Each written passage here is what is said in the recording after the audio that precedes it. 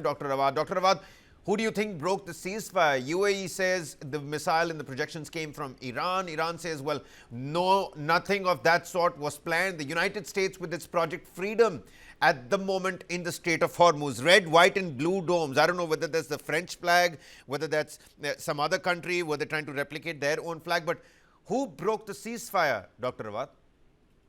Thank you, Kabir. I think what we need is the satellite of the Chinese satellite or the Russian satellite to make sure who has fired the rocket into the Al Fujairah, because there are lots of conspiracy theories are now floating in the air. At the moment, it is Iran the first culprit, and could be other person who wanted to do a false flag that to drag other countries into the region, especially when UAE is pulling out of OPEC, and now they wanted to increase their production of the oil and selling it. So therefore, there could be another reason for this. And remember also that the United States wanted to drag countries into the Strait of Hormuz to take part in escorting the commercial ship.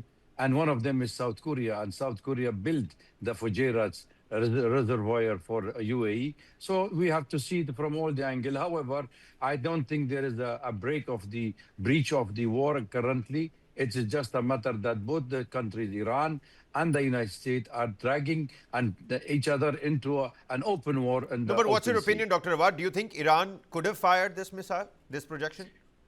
Well, as I said, Iran doesn't have any intention of firing at the moment, but the UAE is accusing Iran of this, and that's a clear indication that the confrontation. Does that hurt Iran's credibility? Does that hurt Iran's, global standing at this point in time, something that it has been able to accumulate over the last 40, 50 days?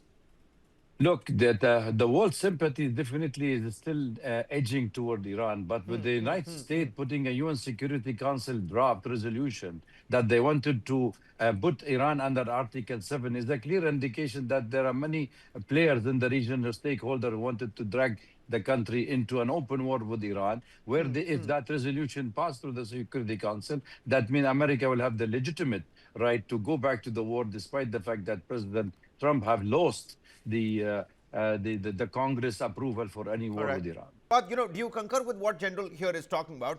Iran's ambiguity and, a great point that he pointed out, this internal disalignment, the internal lack of synchronization between the IRGC and, of course, the government heads, Pezeshkian, Aragchi. Of course, after the first round of talks in Islamabad, it did not go down well with Zolgadar as well. And Zolgadar, I know people don't really look up to him particularly, and him being the head of the IRGC. Do you think this is because of the internal bickerings in Iran that something like this has happened, and maybe this is going to come back to bite Iran in the back later? With respect to the views of the Major General, whom I respect his point of view, I don't think that is actually the case. In the case of Iran currently, the question is the Strait of Hormuz and nothing to do with the neighboring country. It's a fight direct fight between the United States and Iran on the issues of the Strait of Hormuz. You blocked it, we blocked it. You're doing a piracy, we're doing also international law breach. So that is the case. So Iran. But I'll tell you what, Dr. Rawat, now that you're talking about the Strait of Hormuz, people are talking about maritime piracy. Peter Hegseth says nobody owns the Strait of Hormuz, and there are going to be a lot many takers for that statement across the world, that yes, Iran does not own the Strait of Hormuz, not when so much of oil, global oil, is dependent on that narrow maritime waterway.